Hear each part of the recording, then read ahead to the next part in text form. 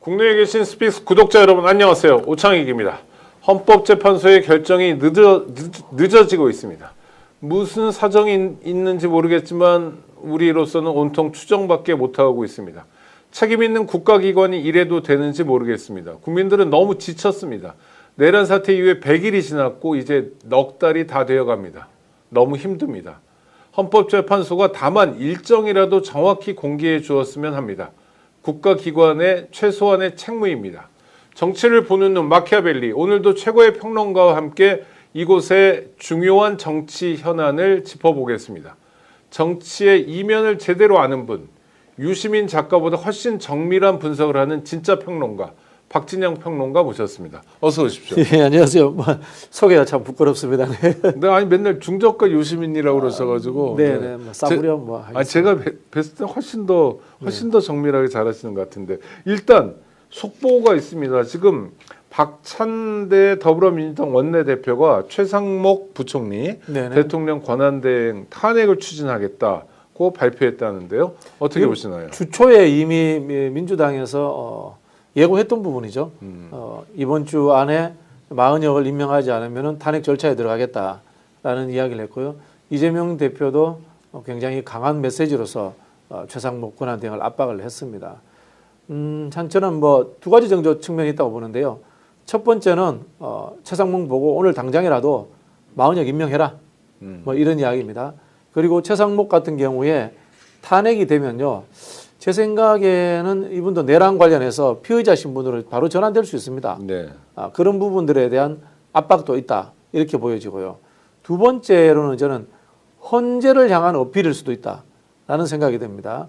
헌재가 마은혁 재판관 임명해야 된다라고 결론 내렸지 않습니까?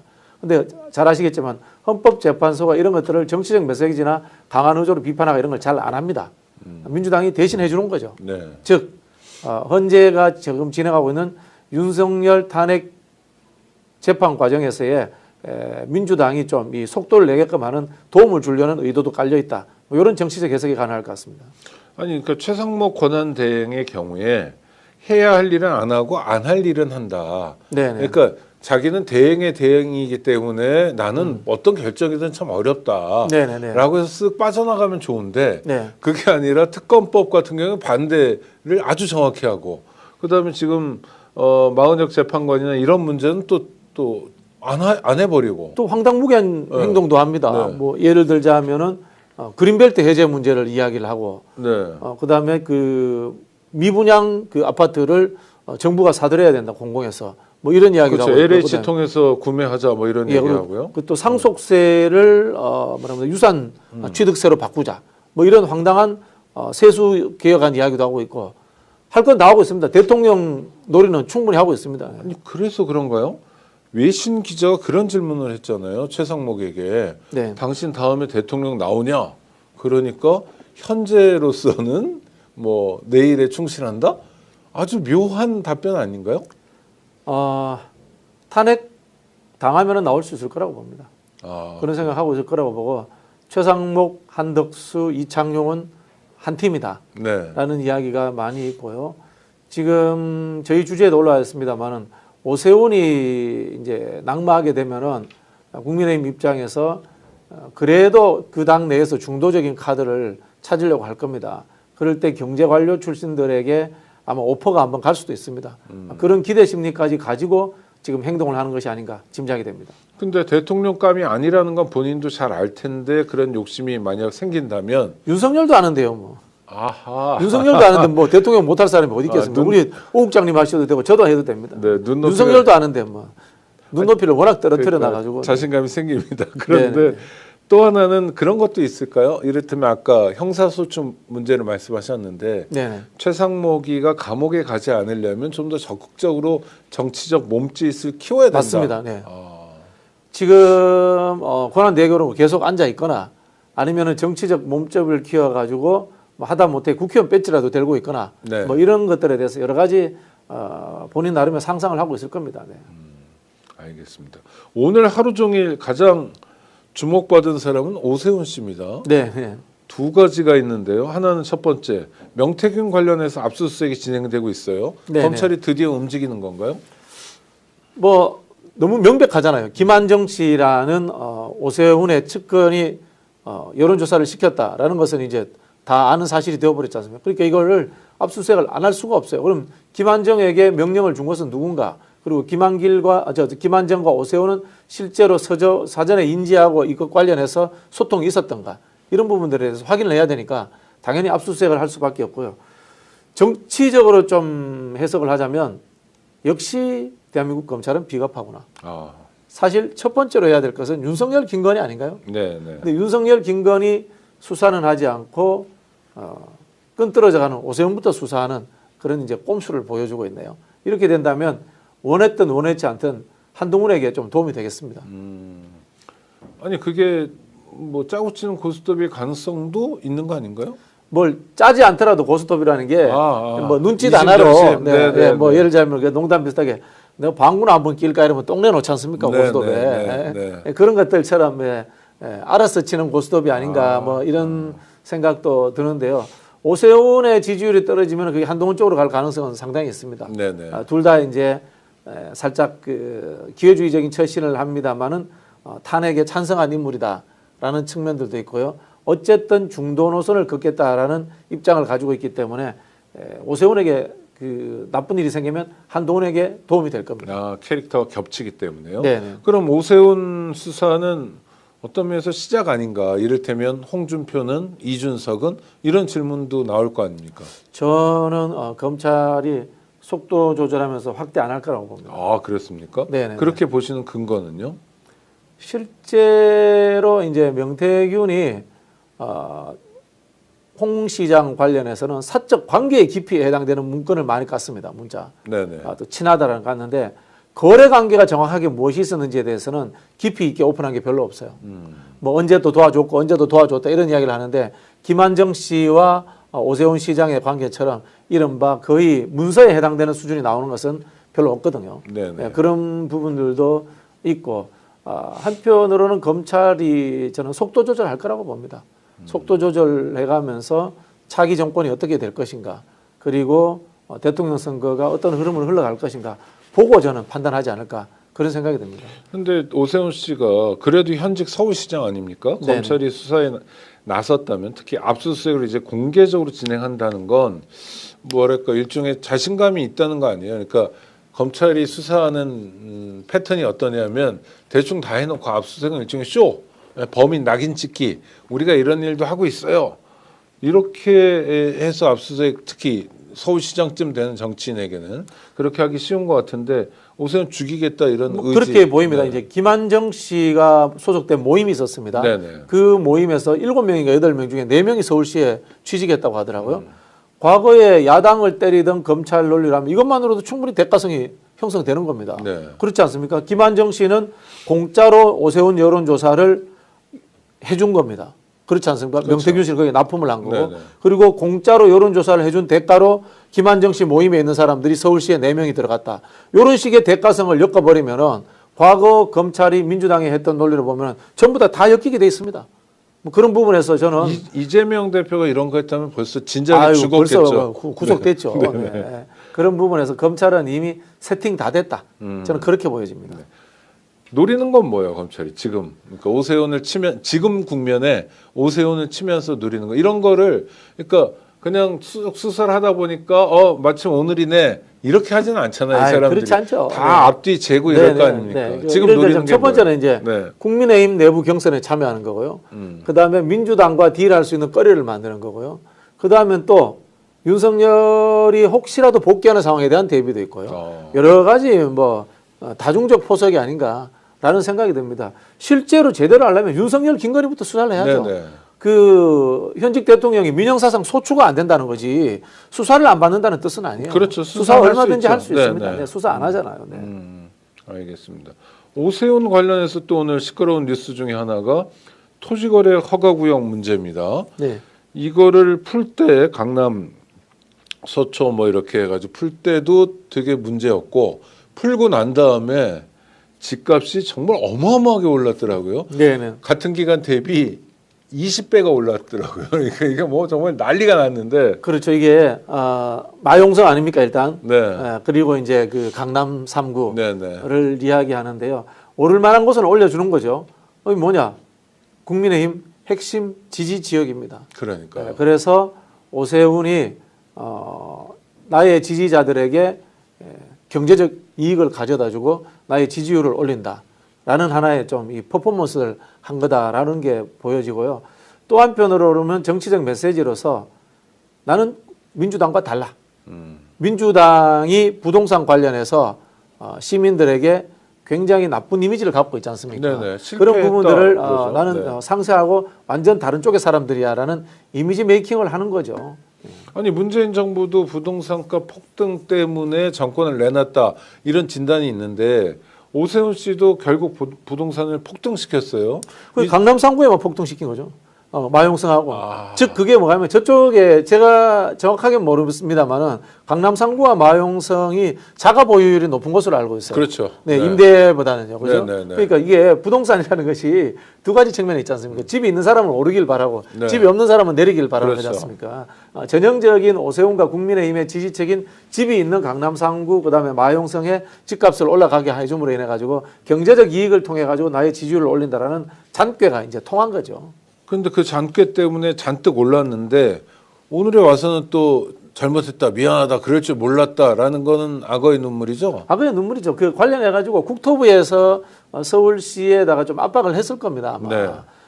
사실 역대 그 국민의힘 계열 정부도 이 토지거래구역 허가를 하고 이러진 않았습니다. 누구나 다 강남 집값은 어느 정도 안정적으로 잡고 있겠다라는 생각을 가졌던 겁니다. 왜냐하면요, 강남 집값이 뛰면 그게 옆으로 계속해서 점이 돼가지고 네, 넘쳐납니다. 그러니까 분당에도 영향을 미치고 넘쳐납니다. 그렇죠. 그런 네, 상황이 네. 있기 때문에 잡아왔는데 오세훈은 아주 그 자기 표 관리 차원에서 서울시의 부동산 정책을 망쳐버린 거죠. 그러면 뭐라 표현하나요? 좀 저질 정치는 아닌가요? 저질 정치죠. 그것도 특정 지역 찍어가지고 거래 허가 구역이지 않습니까? 네네. 전체가 아니라 그렇지 않습니까? 네네. 이렇게 했다는 것은 상당히 참 나쁘다. 참 정치라는 대의 명분과 이익관계를 쉽게 주고받는 사람이구나, 거래하는 사람이구나 그런 생각이 듭니다. 네. 또 하나는 여당 시장 아닙니까? 네. 그러면 정부와 뭐 긴밀하게 협력한다든지 또 전체적인 정부의 부동산 정책과 같이 가야 되는데 지만 살겠다, 지만 유리한 카드를 썼다 이런 면에서 또 비판이 있겠네요. 그렇죠. 뭐 정부가 하고 있는 부동산 정책에 역행하는 행위를 한 거죠. 이렇게 치자면은 지방 정부가 중앙 정부의 말을 들을 필요가 없는 겁니다. 네. 그러면 따로 독립하면 됩니다. 국세 같은 거 받지 말고요. 물론 뭐 서울이 뭐 불교부 단체긴 합니다만은 이런 식으로 하면은 서울시장은 서울만을 위해서 살고 대한민국의 모든 도시들은 사막화시키고 지역 소멸, 인구 소멸도 해도 된다라는 그런 논리로 확장될 수가 있습니다. 굉장히 심각한 생각이고요. 이런 생각하시는 분은 서울시장하고 끝내야지 대통령이라든가 전국적인 정책을 펼치는 그런 자리로 갈 생각을 하면 안 됩니다. 지금도 대한민국이 사실상 뭐 전 서울 시민이긴 합니다만 서울공화국이죠. 네. 그러니까 서울과 서울 아닌 곳으로 나눠도 되는 정도 아닌가요? 그렇죠. 네. 무슨 대학 배치표도 그렇죠. 네. 서울 안에 있는 대학이냐 밖에 있는 대학이냐로 완전히 갈리고 부동산도 서울 안에 있느냐 밖에 있느냐로 완전히 갈리고 네. 일자리도 그렇고 그렇죠. 예, 박원순 시장 같은 경우에 어떤 일을 했냐면요. 서울에 남는 세수를 가지고 지방을 지원해주는 프로젝트였어요. 네, 그래서 이제 한때 오해를 받기도 했죠. 네네. 아이고 저기 대통령 대선 나가려고 나가려고. 저런 게 아니냐 네네. 하는데 그게 지금 우리가 하고 있는 종부세의 취지이기도 합니다. 예, 종부세를 거둔 이유 중에 원래 이제 이게 사실은 종부세가 종합토지세 있잖아요, 그죠? 네. 뭐야 있는 그 재산세. 재산세 있잖아요. 근데도 또 다른 항목으로 거둔 이유가 이게 국세를 해가지고 다른 지역에다가 나눠줄 수 있는 방법을 찾다 보니까 이제 이렇게 종부세를 딱 만들었거든요. 선을 긋다 보면 거기 더 넘은 봉오리들. 네, 그거는 그거 좀 이제 깎아가지고 해가지고 이제 지방으로 나눠줬습니다. 골짜기를 좀 메워주는 네, 골짜기를 거죠. 메워주는 네. 그런 역할을 했거든요. 그게 이제 조세 형평성과 더불어서 조세를 통한 이 분배 정의를 실천한다는 네네. 측면에서 국세 차원에서 그렇게 했던 거거든요. 그런 거 생각한다면 진짜 오세훈 시장은 서울시장이 끝이다. 그 말 다시 말씀드리고 싶네요. 네. 아이고 이 얘기 가장 중요한 뉴스이니 안 다룰 수가 없습니다. 헌재 때문에 미치겠다 이런 반응들입니다. 네. 어제 저희 1시 10분에 긴급 편성 때도 아주 많은 분들이 댓글로 야단도 많이 쳐주시고 오늘 하냐 안 하냐 그랬는데 헌재가 탄핵 심판과 관련해서 밝힌 정보는 딱 하나더라고요. 어제 저녁 무렵 늦은 오후에 오늘은 탄핵 심판 일정 공지가 없다. 그럼 이번 주에 안 한다는 뜻이죠. 네. 네. 아니 근데 좀 더 친절하면 안 되나요, 이 사람들? 아니 뭐 이 법조라는 데가 건물 자체가 불친절하게 지었잖아요. 네, 건물부터 아주 권위적으로 불친절하게 지어놓은 데가 법조 아닙니까? 아이고. 아니 근데 국가기관은 그래도 국민을 위해 존재해야 되는데, 그러니까 국민들이 지금 결과도 중요하지만 언제 하냐 매우 궁금해하잖아요. 네. 그런 거는 공보 기능을 통해서 그래도 자기들은 알 거 아닙니까? 대충 언제쯤일지 설명 드려야 되는 거 아닌가요? 저는 자기들도 그 결론을 못 내렸을 거라고 봅니다. 아 네. 그렇습니까? 일단 제가 좀 트집부터 잡자면 네네. 법조인들이 국민을 위해서 존재하는 사람들은 아니죠. 자기들 엘리트들을 위해서 존재하죠. 아이고. 네. 국민들은 자기들이 시혜를 베푸는 낮은 대상이다 이렇게 생각하지 않습니까? 대부분의 법조인들 솔직히 그 일찌감치 변호사 한 분들이야 네네. 이 어떤 마케팅적 차원에서의 이미 몸에 익었으니까 그런 서비스 정신이 자세가 있는지 모르겠지만 검사 판사들은 대부분 국민들을 시혜적으로 보지 않나요? 저 위에서 내려다보고 그렇죠. 있다. 위에서 내려다보잖아요. 건물 네. 자체가 그렇게 만들어놨잖아요. 네네. 딱 보면 네. 그런 부분이 있는 것 같고요. 저는 헌재가 아직도 전반적인 인용이라든가 이런 흐름을 완벽하게 잡지 못한 것 같아요. 그래서 자꾸 조금 미루는 게 아닌가라는 생각이 듭니다. 좋게 말하면 아직도 만장일치라든가 또 그 탄핵 사유에 대해서 완벽한 합의가 된 이 평의를 못했다. 그래서 평결로서 옮기지 못했다. 뭐 그런 좀 해석도 가능할 것 같습니다. 네. 그래도 오늘 오전에요 경찰이 네네. 헌법재판소 앞에서 이린 씨 핑계 대면서 앉아있던 그 구구 세력들이 있었잖아요. 네네네. 한 50명 정도 그분들을 해산시켰다고 그러더라고요. 네네네. 강제 해산시켰는데 재밌는 게 체포가 한 명도 없어요. 네네. 그러니까 압도적 물리력으로 그냥 들어서 저쪽에서 네네네. 갖다 놨다 이런 네네네. 것 같은데 네. 이런 거는 뭐 탄핵 심판이 임박했다는 하나의 근거가 될 수 있는 거 아닌가요? 그렇죠. 그럼 뭐 이제 어제 늦은 오후에 이제 탄핵 심판 공지가 없다라는 이야기를 했지 않습니까? 네네. 그럼 오늘도 퇴근 시간 전까지 기다려 봐야죠. 5시, 6시까지 기다려 봐야죠. 네. 그 수밖에 더 있겠습니까? 네. 아니 그런데 우리가 뭐 졸도 아닌데 그러니까 그렇게 말씀하시니까 정말 졸 같네요. 뭐 그렇습니다. 네, 참 이게 늘 말씀드리지만은 국가의 중대사를 선출되지 않은 권력, 민주적 절차와 관련 없는 임명된 자들의 법규 해석에 의해서 결정난다는 게 참 슬픕니다. 솔직히 말씀드려가지고. 네. 그러니까 대법원에서 헌법재판을 하던 제5공화국보다는 진일보한 모델일지 모르지만 네네. 87년 체제 의미는 있습니다만. 네, 헌법재판소 체제도 네. 사실 물음표를 좀 찍어야 되는군요. 저는 늘 말씀드리지만 네. 인사상의 문제는 헌재가 아니라 국민의 대표기관이 해야 된다고 봅니다. 네. 국회가 뭐라고 합니까? 그 의결 중족수를 늘리는 방법도 있고 그렇지 않다면 개헌이 된다면 상원을 만들어서 상원에서 합의제 구조로 하는 것이 맞지 않나 그런 생각이 듭니다. 네. 그러니까 상식적인 또 이를테면 원칙적인 네네네. 정무적인 판단을 누군가가 해주고 네네. 그 판단이 법률적으로 맞냐 안 맞냐는 건 그야말로 실무자들이 챙겨주는 구도 네네. 이런 걸 생각하시는 그렇죠. 거군요. 뭐 예를 들자면 뭐 황당무계합니다만은 제 주장이 국가 원로 회의를 네. 한 10명을 뽑는다고 칩시다. 지금 헌법에 있어요. 원로 근데 그 이제 안 하고 있지만 안 하고 있지만은 예를 들자면 그 원로는 최소한 총리급 이상, 네네. 국회의장급 이상, 네. 뭐 또는 뭐 어떤 어쩔 수 없이 우리가 자리 규정을 둘 수밖에 없지 않습니까? 네네네. 자리 규정을 둘 수밖에 없었는데 그런 자격 요건을 갖춘 사람들로 해서 국민들이 뽑았다고 칩시다. 원로 회의를 한 10명 네네. 정도. 그러면은 우리가 그런 권한 줘도 되지 않을까요? 국민들이 뽑았다면요. 그렇죠. 네. 뽑는데 그거를 선거구제 단위로 하지 않고 네. 전국 단위로 해서 한 1등부터 10명까지 뽑자. 어. 이러면은 이게 뭐 진보 보수 뭐 정치적 네네네. 편향과 관계없이 좀 괜찮은 사람들이 뽑히지 않을까 뭐 이런 생각도 해봅니다. 그리고 또 그 사람들이 거기에서 또 잘할 가능성도 있겠네요. 그리고 이제 거기서 비토가 많은 사람들은 또 잘라내는 거예요. 비토가 많다는 것은 강한 선호를 갖고 있다는 뜻이기도 하거든요. 그런데 왜 우리 김연아 선수 피겨스케이팅 하면 제일 점수 잘 준 거하고 뭐 제일 못 받은 거 잘라내잖아요. 그렇게 해서 뭐 국가 원로회를 한번 구성해 보든지 뭐 다양한 의견들이 좀 필요한 것 같습니다. 네. 아니 그러니까 지금 말씀하신 꼭 그걸 하자라는 게 아니라 그렇죠. 다양한 상상력이 우리에게 필요하다. 그리고 이제 결국은 대의된 사람들이 결정을 해야지 대의되지 않은 사람들이 결정한다는 것에 대한 씁쓸함을 제가 말씀드린 겁니다. 네. 그리고 대통령 탄핵 같은 건 정말 국민 투표라든지 그렇죠. 뭐 주민 소환제처럼 네네네. 국민 소환 구조를 또 만드는 게 오히려 이런 국면이 훨씬 더 날 수도 있죠. 이게 뭐 헌법재판소 언제요 막 이러고 있고 네네네. 경복궁 앞에서는 지금 단식하고 뉴스 보기도 참 답답하고 현장 가면 더 답답하고 뭐 저 오늘 아침에 갔다 왔는데요. 아이고 단식하시는데 한 그런- 열흘째 하시는 그런 열을 넘었잖아요. 네, 위성권 의원이라고 제주도 국회의원인데 거의 뭐 이게 겨울에 단식하면 체온이 떨어져서 그럼요. 굉장히 힘들어하거든요. 그럼요. 힘들어하시더라고요. 혈압 낮아지고 당은 뭐 네네네. 그러고 그다음 계속 저 구급차 와가지고 네네. 한 명씩 실어 나르잖아요. 그렇죠. 네. 민영배 의원도 쓰러졌고. 네네네. 그래도 소식 전해온 바에 의하면 오늘부터 미음을 먹기 시작해서 그래도 뭐 며칠 안에 퇴원할 것 같다 하지만 이런 생고생을 왜 해야 되나 하는데 하여튼 이런 과정이 내란 네네. 세력에게는 뭔가 좋은 소식으로 여겨지는 건 뭘까요? 기대감 같은 게 있는 그렇죠. 것 같아요. 기대감을 높이는 거죠. 왜냐하면 전부 다 이제 이 만장일치로 조기에 탄핵되지 않겠느냐, 네. 인용되지 않겠느냐라는 생각을 했는데 지금 이제 현재 재판 기일 선고가 늦어지니까 혹시나 돌발 변수가 생긴 거 아니냐, 뭐 이런 우려들도 생기고. 각하 뭐 이런 거요? 네, 그래. 네네. 어떤 분들이 이런 이야기를 하더라고요.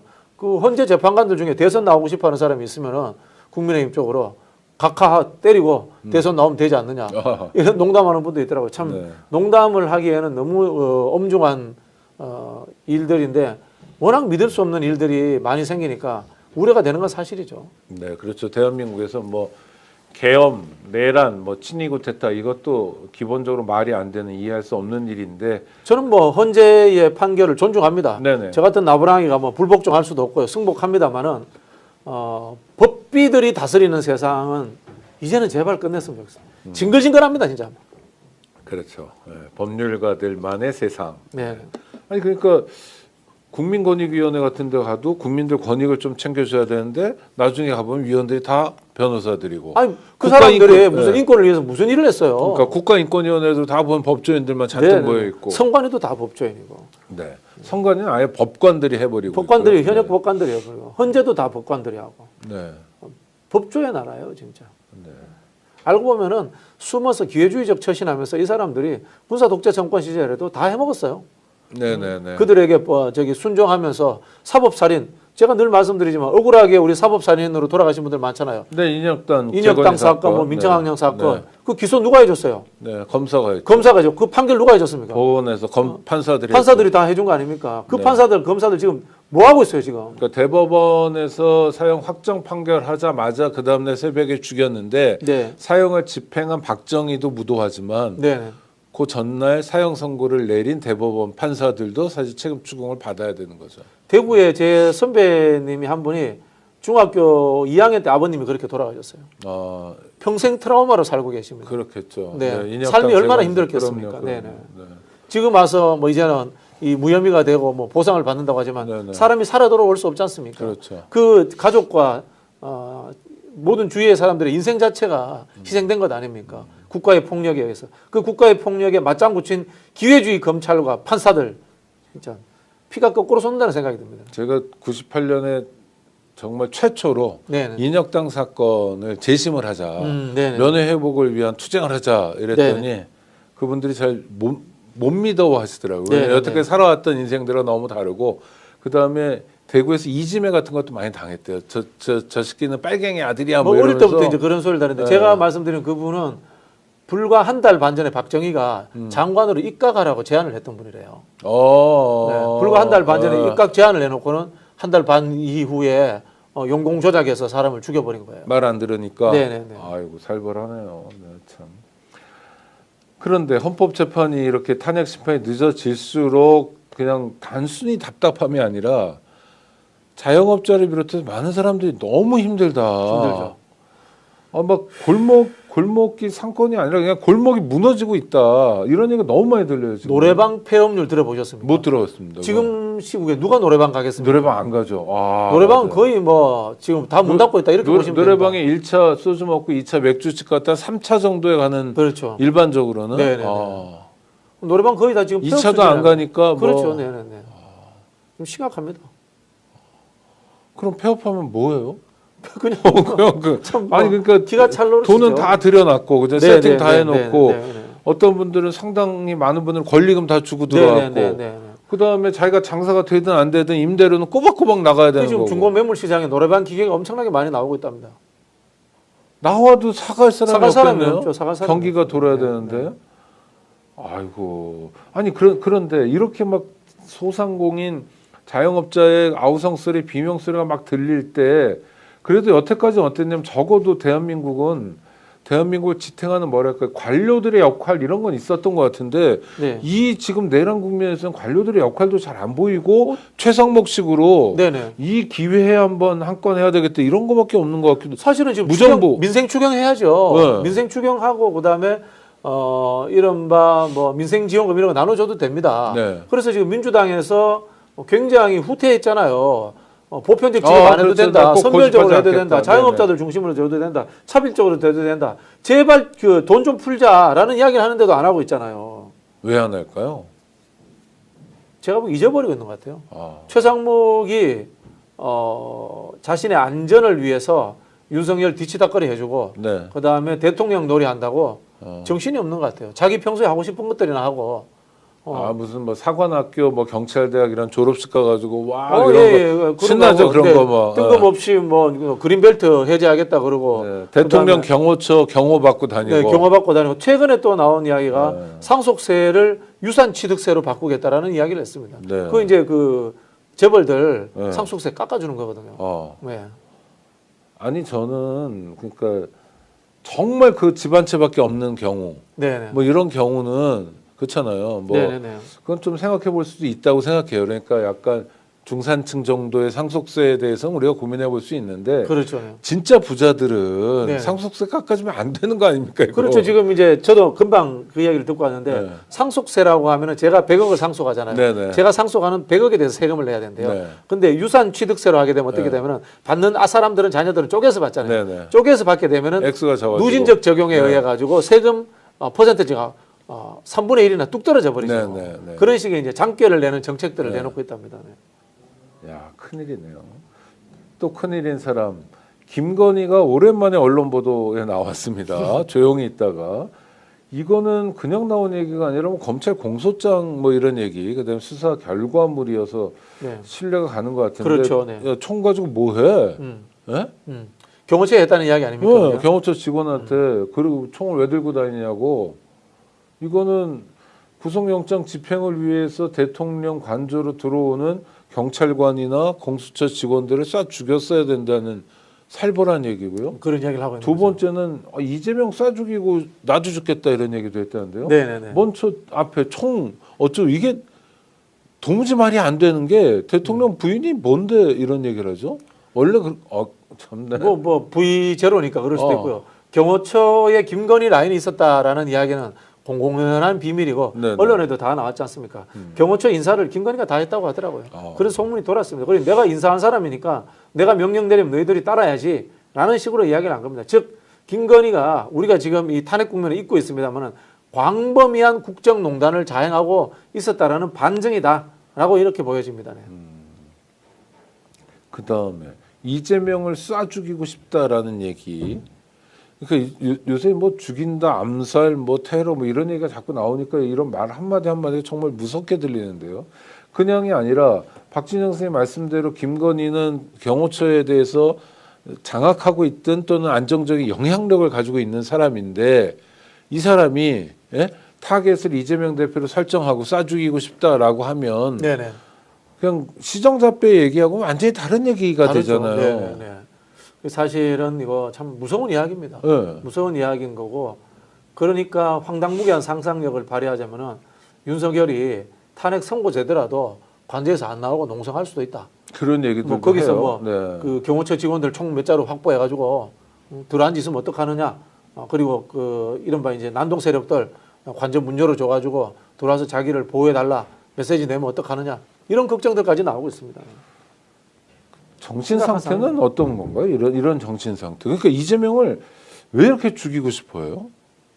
글쎄요, 모르겠습니다. 지금 보면은 윤석열이 대통령 되어서 한 거라고는 이재명 죽이기밖에 없지 않습니까? 그렇죠. 내가 이토록 죽이려고 했는데 왜 안 죽어? 그래서 진짜 물리적으로 총으로 쏴서 죽이겠다? 그런 생각을 할 수도 있고요. 결국은 제가 봤을 때 윤석열 정부가 망한 이유가 아무런 정책이라든가 국가를 위해서 일을 하지 않고 이재명 죽이기에 몰두했기 때문에 윤석열 정부가 저는 망했다. 그렇게 보여집니다. 네. 어이구, 우리 이영화님이 슈퍼챗을 보내주셨습니다. 감사합니다. 정말 감사하고요. 그런데 이제 대통령 선거에서 양대 후보가 붙어요. 네네. 그 전부터 생각하면 뭐 김대중 당선될 때 이회창, 네네. 그렇죠? 네네. 그다음에 노무현 당선됐을 때 이회창, 네네. 뭐 그다음에 이명박 당선됐을 때 정동영, 박근혜 당선됐을 때 문재인, 네. 문재인 당선됐을 때 홍준표, 뭐 이렇게 쭉 있잖아요. 네. 예? 그다음에 지금 윤석열 당선됐을 때 이재명이 있는데 이 여태까지의 관계 중에 가장 극단적이고 가장 말 안 되는 게 윤석열에게 대선에서 패한 이재명 그렇죠. 대표거든요.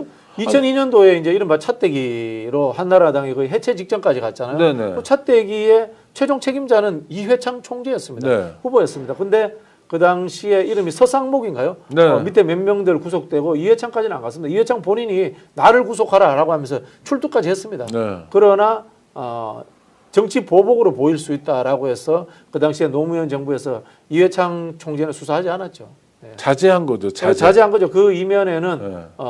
노무현 대통령이 우린들 물론 뭐 차이는 있지만은 네. 완벽하게 깨끗했느냐라는 그런 어떤 이 뭐라고 합니까 정치적 형평성의 문제가 작동했던 거죠. 네. 네. 그 양심도 없는 사람이에요. 윤석열은 이겼으니까 나는 100% 깨끗하고 진 사람은 100% 유죄다 이렇게 만들어 버리잖아요. 아니 그런데 그 국면도 지났는데 지금 자기들이 내란을 일으킨 국면에서도 죽이고 싶다라는 건 정신 이상이죠. 그렇죠. 이제 이미 이 사람들은 이성을 상실한 거죠. 이성을 상실했고, 그래서 제가 우려되는 것이 극단적인 선택을 할 가능성이 있다고 봅니다. 제2의 내란인데 폭도들과 함께 밀란 비슷한 분위기 만들어갈 수도 있지 않을까 그런 우려가 되고 있습니다. 극단적 선택이라는 건 보통 우리가 자살 같은 거 얘기할 때 그런 그걸 할 사람은 아니고요. 윤석열이나 김건희는 그런 사람들은 아니고 네네네. 극단적인 선택은 나는 가만히 있고 니들이 그렇죠. 극단적으로 뭘 해라. 생각을 해보면 윤석열은 이게 내란죄가 확정되면 사형 또는 무기징역입니다. 그렇죠. 둘밖에 없죠. 근데 방화죄가 포함되든 뭐 네. 무슨 뭐가 포함되든 형에 별 지장이 없어 똑같습니다. 네, 네, 2판 4판이다. 네. 그렇게 생각할 수 있는 거죠. 그래서 제가 농담 비슷하게 그 이야기합니다. 비화기 서버에다가 윤석열이 휘발유 붓고 불 지를 수도 있습니다. 그런 짓 하고도 남을 사람 아닙니까? 그렇죠. 네. 그렇죠. 그래봤자 자기 무기인데. 뭐. 그럼 어차피 무기나 사형인데. 네. 거기 네. 뭐 증거인멸 방화죄, 해봤자 증거인멸 하나 더 붙여봤자 뭐 이런 생각할 수 있습니다. 막말로 살인죄를 저질러도 무기 아니면 어차피 사형인데. 똑같은데 뭐 이런 생각할 수 있는 겁니다. 네. 아이고 참 끔찍하네요. 오늘 오전에도 제가 끔찍하게 생각하는 장면이 있었는데요. 더불어민주당 국회의원 여럿이 헌법재판소 앞에서 기자회견을 했었어요. 헌재 빨리 해라. 뭐 국가기관으로서 역할을 해라. 뭐 자연스러운 거죠. 헌재 앞에서 기자회견은 굉장히 드문 일인데 민주당에 갔어요. 근데 건너편에서 이제 극단 세력인 것 같은데 어떤 사람이 계란을 던졌습니다. 네. 백혜련 의원이 맞았잖아요. 네.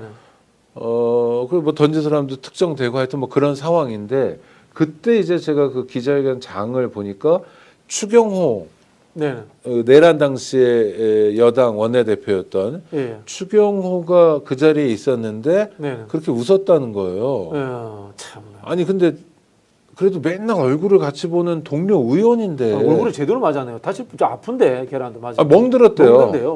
멍들었대요. 네네네.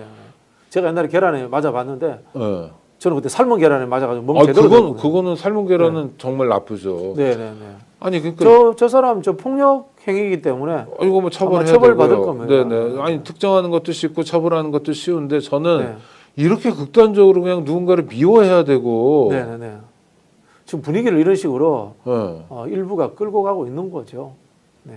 아이고. 그다음 추경호는 좀 뭐예요? 이게 걱정스럽습니다. 웃을 일이 아니라 자기가 앞에 나서서 그렇죠, 그렇죠. 그러지 말라 그러고 그렇죠, 또 그렇죠. 백혜련 의원도 알 거 아니에요. 맨날 보니까 네. 그럼 가가지고 뭐 손수건이라 건네고 이러면 안 된다고 막 그렇죠, 손사래라도 그렇죠. 쳐야 예, 되는 예. 거 아닙니까? 예, 우리의 예. 저 정치 지도자란 것들이 네네네. 또 던지니까 또 움찔하고 아 진짜 사람들 아니 그러니까 왜 우리 정치가 이렇게 됐죠? 상대를 죽여야만 하는 증오, 저주, 혐오 이런 판. 이거 윤석열이 만든 거죠. 윤석열. 쟤들은 범죄자야. 음. 쟤들은 범죄자니까 감옥 보내야 돼. 밖에 있으면 안 돼. 혐오의 대상이야. 계속해서 악마화하고 혐오시키고 이걸 윤석열과 그 일당들이 정권 내내 해놓은 짓입니다. 그게. 거기에 의해서 이 사람들이 가스라이팅 당해 있는 거죠. 근데 그렇게 하면 자기는 좋은 일인가요? 자기는 좋다고 생각하죠. 검사는 기분 좋잖아요. 범죄자를 잡아놓고 성과 올리고.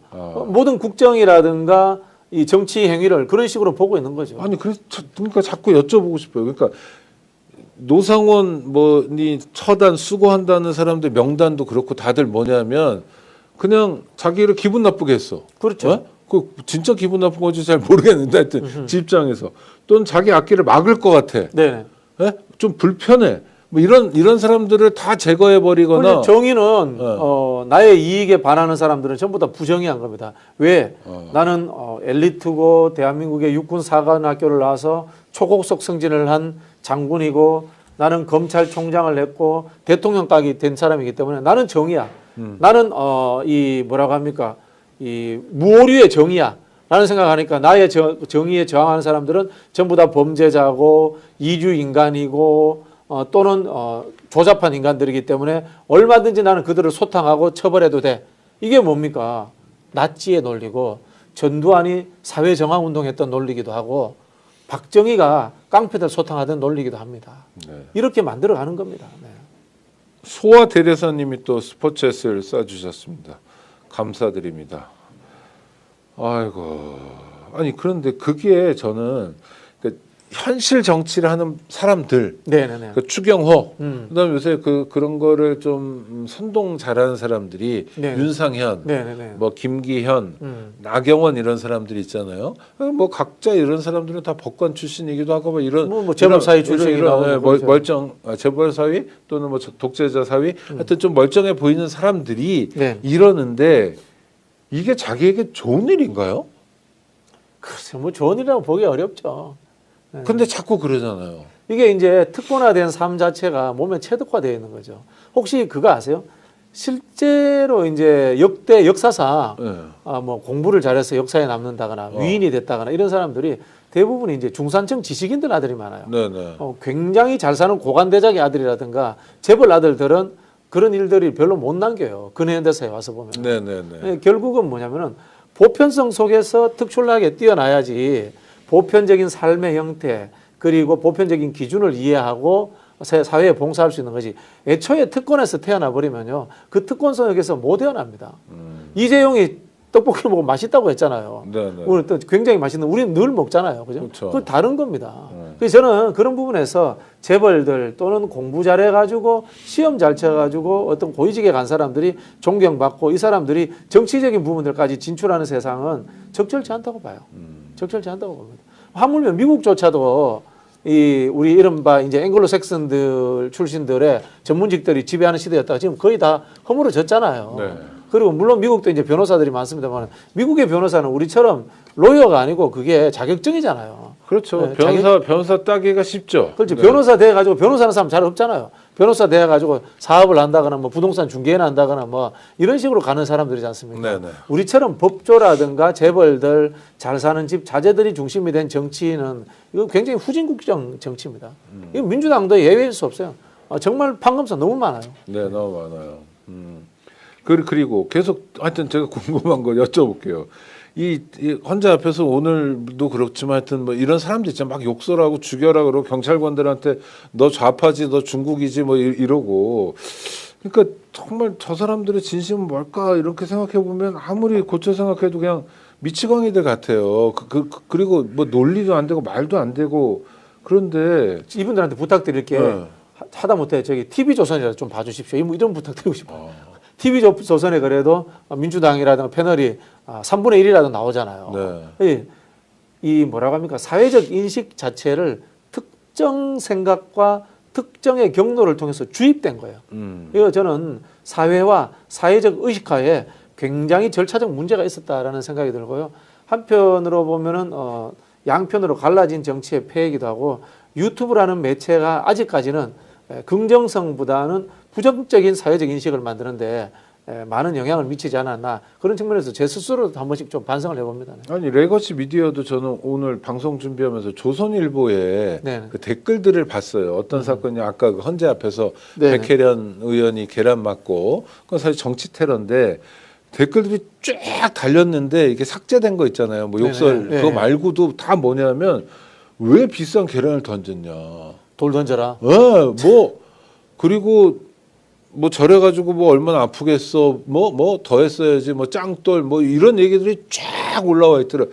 야 그래서 정말 이 사람 이거는 폭력을 선동하는 거잖아요. 네네. 그리고 계란 던진 사람을 우쭐하게 만드는 거잖아요. 이거는요 당장 어떻게 나와야 되면 국민의힘에서 먼저 논평해야 돼요. 이런 사태는 있어서는 안 된다. 그리고 정치권 모두가 자성해야 된다. 이런 이야기를 국민의힘에서 먼저 논평내야 돼요. 근데 이제 상대방이 맞으면 고소해야 하면 안 되는 거예요. 그러니까 그 내가 그대로 그 다음날 내가 맞을 수 갑니다. 그대로 있잖아요. 갑니다. 내가 더한 걸 맞을 수도 있고. 그렇죠. 지금 며칠 전에 그 권성동 원내대표가 어. 이재명 대표 막말했다 비판할 때 웃었어요. 어. 자기들은 다 막말 대놓고. 어. 그 저도 사실 이제 평론을 하면서 안 하는 것 중에 하나가 누가 막말했는 거에 대한 비판 이런 거 잘 안 합니다. 왜냐하면 저도 때로 막말하거든요. 아 그러세요. 예. 네. 저는 막말 안 합니다. 네, 비판하셔도 됩니다. 네. 아니 그러니까 저는 뭐 막말도 할 수 있고 다 그런데 그래도 국회의원들은 동업자 아닌가요? 이게 그렇죠, 어떻게 그렇죠. 최소한은 이 사람들이 국민의 대표 아닙니까 서로가 그렇죠. 전부 다. 네, 네. 동업자 의식도 없나? 네, 네. 저 사람이 아무리 다른 동네 지역구에서 뽑혀왔어도 그 지역구의 지역 주민들이 그래도 자기네 동네 대표라고 내보낸 거잖아요. 네, 네, 네. 그럼 서로 존중하고 이런 건 있어야 되는 거 아닌가? 네, 네, 네. 적어도 테러 대상은 아니어야 하지 않나. 말로 해야죠. 네. 말로 안 하면 이게 뭐 정글이고 야생이지 네. 인간 사회가 아니잖아요. 아이고.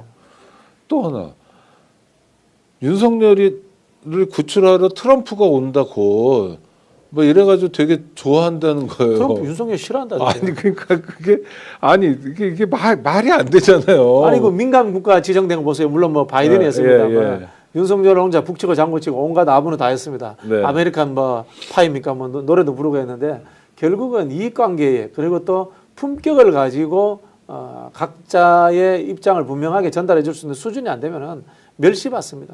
저 윤석열은 전 세계적으로 지금 멸시받는 사람들이다. 그런 생각이 듭니다. 윤석열에 대한 관심 자체가 없을 것 같은데요. 관심은 있죠. 현직 대통령이 탄핵되고 네. 쿠데타를 일으켰으니까 그거 네. 최초 아니 쿠데타 일으킨 사람은 박정희하고 윤석열이네요. 현직 대통령의 쿠데타는 유신헌법을 쿠데타라고 본다면. 네. 원래 저 내라는 집권 세력이 일으키는 것 같아요. 아니 원래 한국 역사는 아니 쿠데타라는 것은 이제 권력 내부의 정권 교체를 쿠데타라고 하고 네네. 이제 권력이 뒤바뀌는 것은 우리가 이제 혁명이다 이런 이야기를 하지 않습니까? 결국은 전두환도 박정희가 키운 군부의 그 특수 집단 아닙니까? 그렇죠. 네, 그러니까 보안사령관이니까. 이제 쿠데타다라고 하는데 제가 여기서 꼭 짚고 넘어가고 싶은 게 친위 쿠데타입니다. 직접 친위 쿠데타가 아니죠. 대통령이 직접 한 쿠데타입니다. 네네. 위에서부터 명령 체계에 내려갔기 때문에 수많은 국가 조직들이 동원돼서 특히 사정기관, 무장한 권력들이 엄청나게 동원됐기 때문에 지금에 나오는 숫자에 저는 10배 이상의 관련자들이 있을 거라고 봅니다. 그렇죠. 이 사람들 특별법을 만들어서라도 끝까지 추적해서 저는 진상 밝히고 처벌해야 된다는 말씀 드리고 싶습니다. 그러니까 범인은 물론 좀 나눠야 그렇죠, 되겠지만 그렇죠. 그러니까 예를 들어서 군으로 치면 병사들까지 처벌해야 될 거냐 그건 아니다. 네, 지휘관, 지휘자 우리가 뭐 그런 이야기 예를 들어 했습니다. 부사관들 특전사 네네네. 부사관들은 네. 아니지만 네네. 그래도 뭐 일정 계급 이상들은 네네. 조사도 하고 책임도 물어야 된다. 뭐 네. 군이 우리 명령 조직이라고 합니다만 경찰도 한 총경 네. 이상 뭐 이런 식으로. 그렇죠. 연대장급 정도 되면은 네네. 이 현장 상황에 대해서 의견 제시할 수 있잖아요. 네네. 그때 무전할 때 보면 현장 의견 제시하는 연대장들도 있었어요. 네네. 그리고 또 출동 안 한 사람들도 있었습니다. 네. 그런 부분들이 있기 때문에 그 사람들을 생각한다면 출동했다는 자체에 대해서 징벌이 있어야 되고요.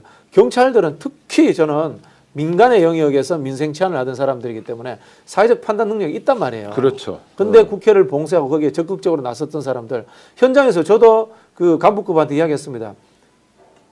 계엄이 선포되더라도 국회는 막을 수 없어. 법규 확인해봐. 네. 라고 제가 현장에서 따졌습니다. 뭐라고 그래요? 이제 저희는 명령에만 합니다. 그래서 제가 휴대폰 열어가지고 보세요, 여세요. 그리고 제가 들어갔습니다. 네. 그러니까요. 그거 참네. 그런 기본적인 교육들을 경찰관들한테 다 해왔거든요. 여태까지. 해왔죠. 근데 더 해야 됩니다. 더 해야 네, 됩니다. 군대에서 정문 교육도 다 이런 걸로 이루어져야 되잖아요. 그러니까 원래는. 한 방에 허물어진 것 같아가지고 이게 그러니까 내란이라는 게 참 정말 심각한 사태고 지금 박준영 선생님 말씀대로 내란 사태를 마무리되더라도 내란 범죄에 대한 수사는 차분하게 네네. 정밀하게 진행돼야 돼. 그래야 우리가 교훈을 얻을 수 그렇죠. 있다. 이런 일이 재발되지 않죠. 네. 네. 책임자 처벌해야지 재발되지 않는 거거든요. 네. 맞아요. 엊그제 이재명 대표가 광주 가서 전두환에 대해서 그냥 봐줬던 게 물론 형사처벌은 했습니다만 사면해줬던 게 오늘의 내란 사태를 불러왔다. 네. 이런 말씀하시는 분들이 참 많더라고요. 그렇죠. 네. 이재명 대표가 오늘 이재용 삼성전자 회장을 만난 건 어떻게 평가하십니까? 뭐 선거 전략으로서 아주 의미가 있다고 봅니다. 그리고 현실적으로 삼성이 가지는 이중성이 있잖아요. 네. 뭐 과거에는 악덕 재벌, 네. 그다음에 세금, 뭐 포탈 이런 이야기도 있었습니다만은 현실적으로 국민 기업입니다. 삼성의 최대 주주가 국민연금 아닙니까? 네. 국민연금이니까. 아니 그리고 개미들도 많이 가 있고. 개미들도 많이 네. 있고요. 그래서 삼성이 망하면은 대한민국 경제가 망하는 거는 현실입니다. 그래서 협력할 것은 협력하고 그다음에 개혁할 것은 개혁해야 된다라는 기본 입장 속에서 삼성을 만난 것이 아닌가라고 생각이 들고요. 그리고 이 이른바 중도적 유권자들에게 안정감을 주는 행위로서 아주 잘한 전략적 판단이었다. 그런 생각이 네. 듭니다. 아니 그러니까 이재명 대표의 행보가 이재용 회장도 만나고 그다음에 유빌 하라리도 내일 모레 만나고 유발 하라리. 유발 네. 이 사피엔스 그렇죠. 이런 것들은 사실은 좀 주목받을 만한 행보 주목받을 같은데. 행보죠. 그 유발 하라리를 만난 것은 김대중 대통령이 감옥에서 제3의 물결 읽고 나와서 엘빈 토플러 만난 것과 저는 비견될 수 있다. 네, 그런 네. 생각이 듭니다. 네, 네. 알겠습니다. 하여튼 배울 건 배우고 짚을 그렇죠, 건 그렇죠. 짚으면서 대한민국의 미래를 개척해 나가야 되는 것 같고요. 스픽스 마키아벨리 여기서 마무리하겠습니다. 아직 봄은 오지 않았지만 곧 봄이 오고요. 또 우리가 새로운 꿈을 꿀 수 있을 거라고 합니다. 즐긴 놈이 이기고요. 지치지 않는 사람이 이깁니다. 구독자 여러분 함께해 주셔서 감사합니다.